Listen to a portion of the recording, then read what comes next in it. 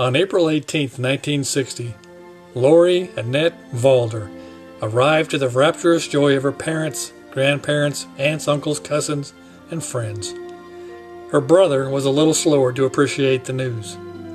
She was born in Berkeley, California, but soon moved to Shively near her mother's family in Humboldt County. But then it was a move to San Anselmo, where her father completed seminary and became an ordained minister. His first parish was in Waterloo, Nebraska, close to his birthplace. It was here Laurie first demonstrated her panache for baking. The back porch and sidewalks were covered with mud pies, mud cakes, mud cookies, and mud strudel.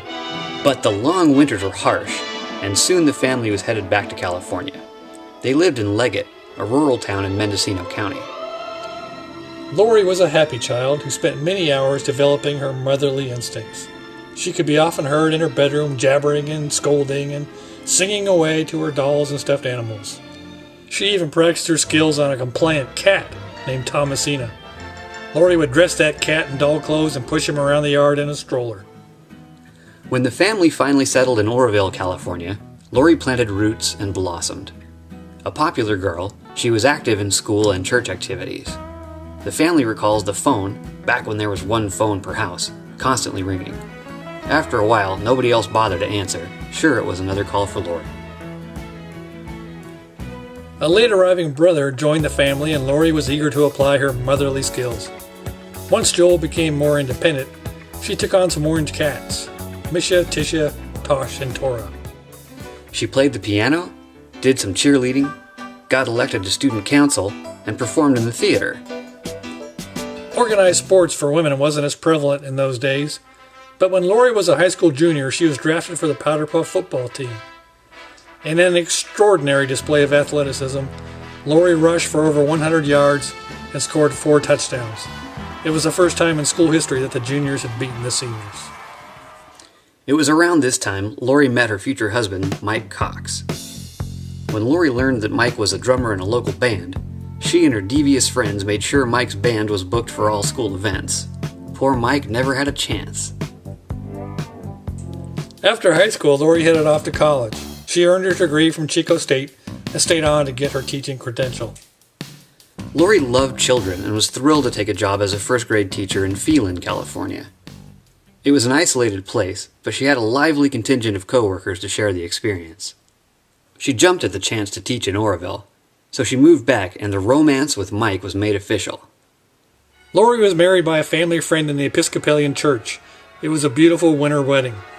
The young couple's popularity was clear as more people showed up than invitations were sent out.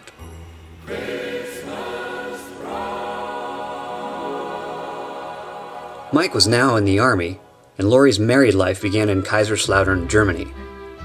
They took full advantage by seeing the sights, receiving visitors, and experiencing the culture. Laurie got a job teaching first graders at the Dodge School nearby. When Mike's assignment was over, the Coxes brought back a new BMW and their first son in the oven. Mikey was born after the Coxes arrived in Monterey, California. Laurie was a full-fledged housewife and relished the role. They decided to add one more, and young Cody was born. Then it was off to Fort Lewis near Tacoma, Washington. It was here that Laurie was diagnosed with thyroid cancer. It was a terrifying ordeal, but she was treated effectively and given a healthy prognosis. In the quest to stay closer to family, Mike separated from the service and took a job in the Bay Area. Laurie stayed home with her growing boys and added some more cats. Their names, Gray Kitty and Black Kitty, were less inspired, but descriptive.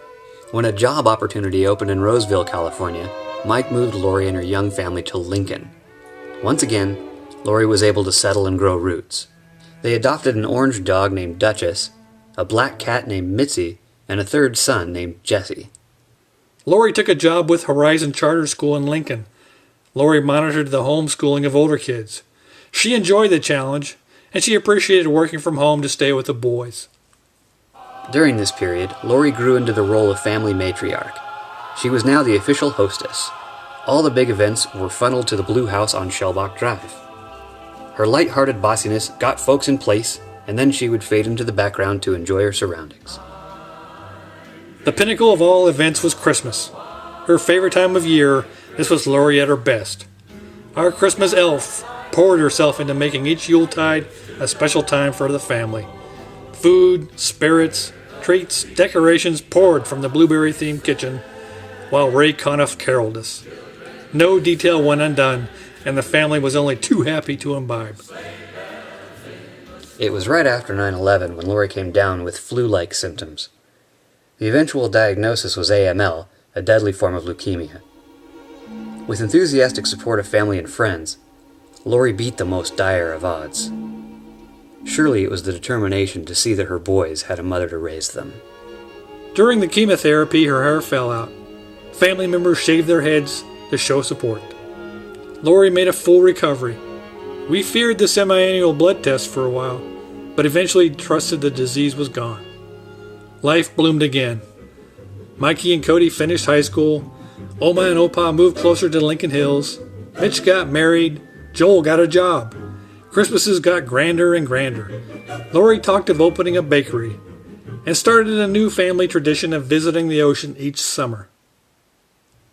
It was during the holidays last year when the flu-like symptoms returned. Doctors confirmed it was a milder form of leukemia, but the initial treatments didn't have effect. After a few months, it transformed itself into the deadly AML, and full chemotherapy was begun. It was too much. Laurie leaves a legacy of love, laughter, and a life dedicated to the ones she loved most. She was an integral part of our lives we came to depend on, and we know she touched lives outside the blue walls of her home. We can only hope to carry that torch of great hope and joy she held so tirelessly for us. Thank you, Laurie. Are you videotaping this now? Oh.